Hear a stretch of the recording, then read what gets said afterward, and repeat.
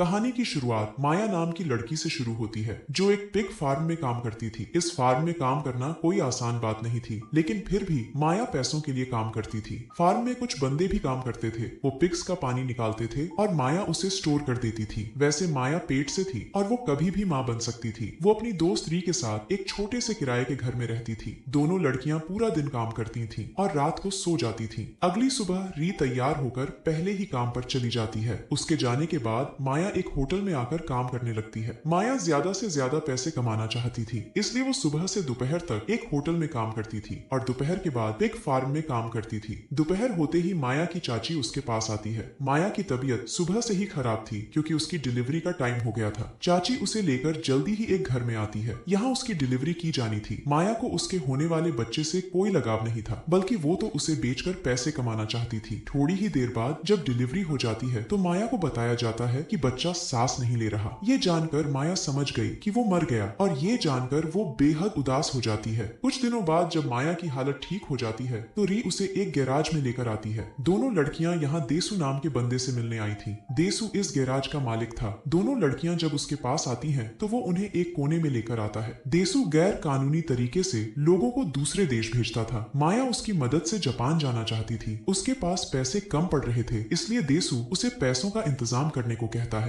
माया हर हाल में जापान जाना चाहती थी, इसीलिए वो ज्यादा से ज्यादा पैसे कमाना चाहती थी। अगली सुबह माया होटल में आकर काम करने लगी थी। इसी बीच उसके पास उसकी चाची आती है और उसे कुछ खाने पीने को देती है। चाची को माया की बेहद फिक्र थी, इसलिए वो कभी कभी उससे मिलने आ जाती थी। होटल में काम करने के बाद माया एक टैक्सी में बैठती है और फिर फार्म में आकर काम करने लगती है। री भी इसी फार्म में काम करती थी। वो यहाँ पूरा दिन काम करती थी, जबकि माया आधा दिन काम करती थी। काम करते करते माया चुपके से स्टोर में आती है और फिर पिग्स के पानी की कुछ बोतलें उठा लेती है। इसके बाद वो बाहर आकर पहले एक लिफाफे में थोड़ा सा पानी डालती है और फिर लिफाफे में पिग्स का पानी डाल देती है। माया ने पैसे कमाने के लिए चोरी की थी और जल्दी ही वो एक लड़के के पास आकर उसे लिफाफा बेच देती है। रात होते ही माया अपने घर आती है और री के साथ सो जाती है। अगली सुबह माया अकेली ही देसु के पास आकर कहती है कि मुझे एक जरूरी बात करनी है। उसकी बात सुनकर देसु उसे एक कोने में ले आया। माया उससे कहती है कि मैं जल्द से जल्द जापान जाना चाहती हूँ। उसकी बात सुनकर देसु कहता है कि मैंने पहले ही बता दिया था कि तुम्हारे पास कम पैसे हैं और इतने कम पैसों में तुम जापान नहीं जा सकती। माया उसे समझाती है कि मैं बाकी के पैसे जापान जाकर भेज दूंगी, लेकिन देसु उस पर यकीन करने को तैयार नहीं था। माया उसका पानी निकालने की कोशिश करती है, लेकिन देसु उसे रोक देता है। कुछ देर बाद माया और री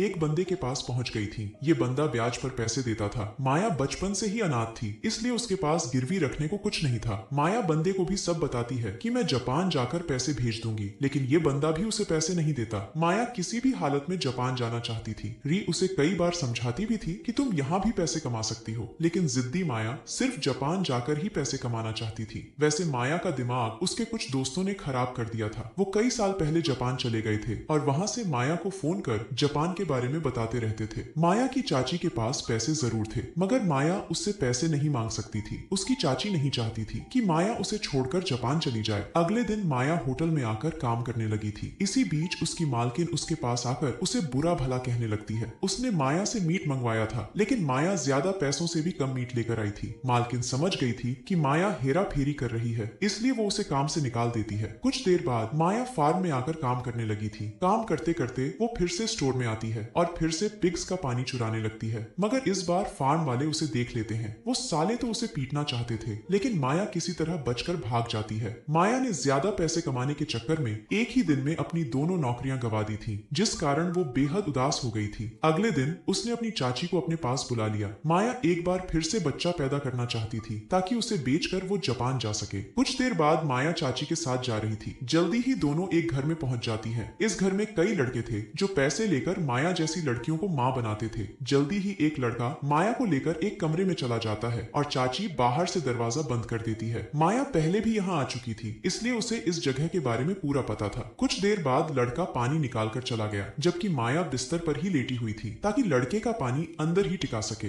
रात को माया फिर से अपने जापानी दोस्तों से बात करती है और उन्हें बताती है कि मैं जल्दी ही जापान आने वाली हूँ। अगले दिन माया फिर से लड़के के पास जाती है और अपनी गुफा में धमाके करवाती है। इस बार रोसेन नाम के लड़के ने उसकी गुफा में पानी निकाला था। रोसेन भी पैसों के लिए लड़कियों को मां बनाता था। अब माया रोज लड़कों के घर आती और रोसेन उसकी गुफा में पानी निकालता। माया को रोसेन अच्छा लगने लगा था और रोसेन को भी वो पसंद आ गई थी। कुछ दिनों बाद जब माया अपना टेस्ट करती है तो उसका नतीजा नेगेटिव आता है। नेगेटिव नतीजा देखकर उसने अपनी कोशिशें तेज कर दी। वो अब रोसेन के साथ साथ दूसरे लड़कों से भी धमाके करवाने लगी थी। थोड़े ही दिनों बाद माया फिर से टेस्ट करती है और इस बार नतीजा पॉजिटिव आता है। पॉजिटिव नतीजा देखकर वो समझ गई थी कि अब वो जल्दी ही जापान पहुंच जाएगी। ऐसे ही एक रात जब माया बाहर टहल रही थी तो उसे रास्ते में रोसेन मिलता है। माया ने उसे बता दिया था कि वो जापान जाने के लिए बच्चा पैदा कर रही है। सारी बात सुनकर रोसेन उसे अपनी चाची से बचने को कहता है। वो उसे बताता है कि जो बच्चा तुमने पहले पैदा किया था वो मरा नहीं था, बल्कि उसे तो तुम्हारी चाची ने मेरी बीवी को बेच दिया था और तुमसे बच्चे की मौत के बारे में झूठ बोला था। अपनी चाची की सच्चाई जानकर माया हैरान हो गई। अगले दिन वो चाची के पास पहुंचकर उससे पैसे मांगती है, लेकिन उसकी चाची उसकी तरफ ध्यान नहीं देती।